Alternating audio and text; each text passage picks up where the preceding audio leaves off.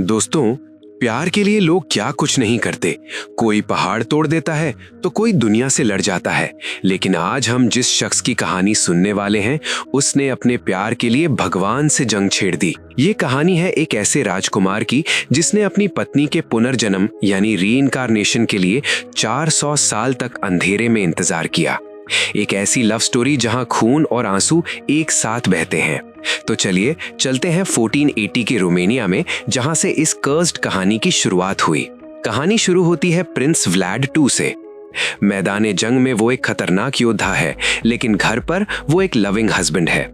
उसकी पत्नी का नाम है एलिजाबेटा। इनका प्यार किसी फेरी टेल से कम नहीं था। व्लाड अपने प्यार की निशानी के तौर पर एलिजाबेटा को एक छोटा सा खूबसूरत म्यूजिक बॉक्स गिफ्ट करता है। ये म्यूजिक बॉक्स आगे चलकर इस कहानी का सबसे बड़ा सबूत बनने वाला है। लेकिन खुशी ज्यादा दिन नहीं टिकती। ऑटोमन एम्पायर की सेना उनके महल के करीब आ चुकी थी।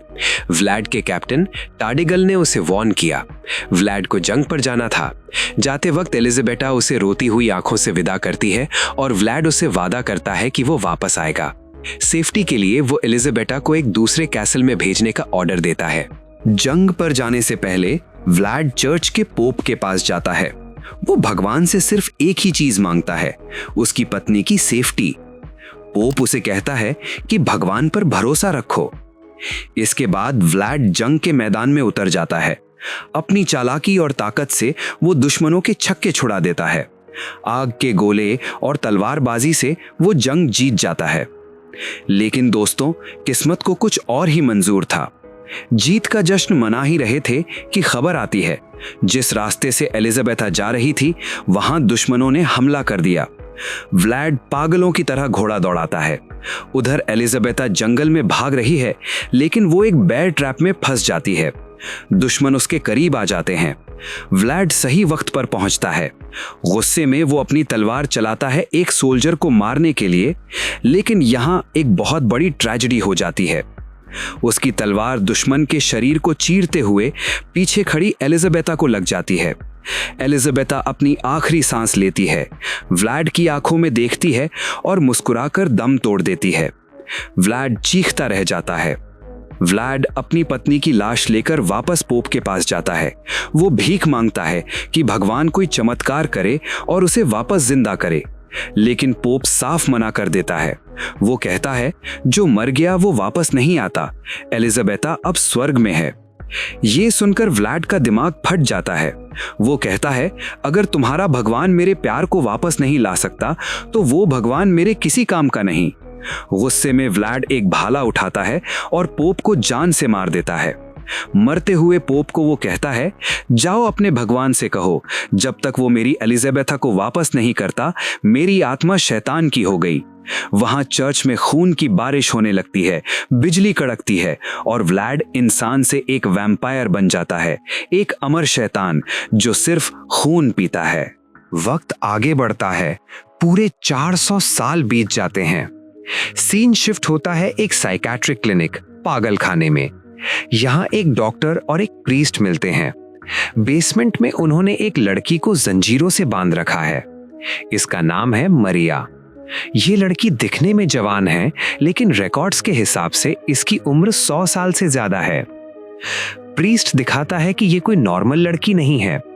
जैसे ही वो खिड़की खोलता है, धूप पड़ते ही मरिया जलने लगती है।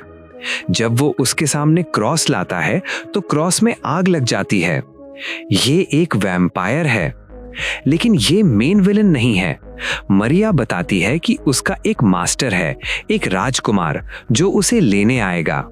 वो राजकुमार किसी और की तलाश में है, एक ऐसी लड़की जो उसकी खोई हुई पत्नी की हमशक्ल या रीइंकार्नेशन हो। दूसरी तरफ हमारे कहानी का हीरो या विक्टिम जोनाथन हार्कर एंटर करता है। वो एक नोटरी है। वो एक अनजान जगह पर एक कैसल में पेपर वर्क के लिए जा रहा है। रास्ते में उसे भेड़िए घेर लेते हैं, लेकिन कैसल का दरवाजा अपने आप खुल जाता है। अंदर उसे मिलता है एक अजीब शख्स, काउंट ड्रैकुला या व्लाड। ड्रैकुला काफी सोफिस्टिकेटेड है। वो कहता है कि मेरे नौकर हैं, पर वो दिखाई नहीं देते। ड्रैकुला जोनाथन से कहता है कि उसे पेरिस में एक पुरानी बिल्डिंग खरीदनी है। बातचीत के दौरान जोनाथन की जेब से एक फोटो लॉकेट गिर जाता है। जॉनथन वो लॉकेट उठाता है और बताता है, ये मेरी मंगेतर फियांसे मीना है। जैसे ही ड्रैक्युला उस फोटो को देखता है वो सुन पड़ जाता है। वो फोटो किसी और की नहीं बल्कि एलिजाबेटा की हमशक्ल की थी। 400 साल का इंतजार खत्म हुआ, उसकी पत्नी वापस आ गई है। ड्रैक्युला जॉनथन को मारता नहीं है बल्कि उसे कैसल में कैद कर देता है और खुद सीधा शहर निकल जाता है मीना को ढूंढने। शहर में हम मीना से मिलते हैं, वो जॉनथन का इंतजार कर रही है। वहां मरिया, जो असाइलम से भाग चुकी है, मीना के पास आती है और उसे एक बड़ी पार्टी में ले जाती है। पार्टी में ड्रैक्युला की एंट्री होती है। वो अपने आप को प्रिंस व्लाड बताता है। जैसे ही मीना और व्लाड की आंखें मिलती हैं, एक अजीब सा कनेक्शन फील होता है। ड्रैक्युला मीना को अपने घर इनवाइट करता है। वहां वो वही पुराना म्यूजिक बॉक्स बजाता है।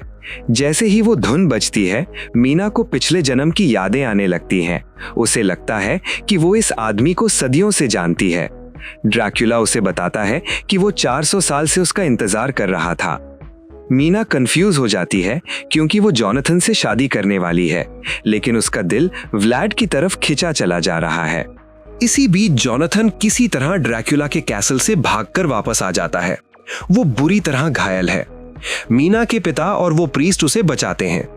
प्रीस्ट बताता है कि व्लाड कोई इंसान नहीं, एक खून पीने वाला राक्षस है।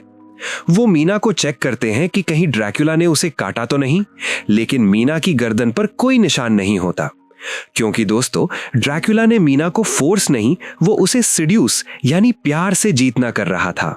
रात को ड्रैक्युला मीना की कमरे में आता है। मीना पहले डरती है, लेकिन फिर ड्रैक्युला उसे अपनी असलियत बताता है।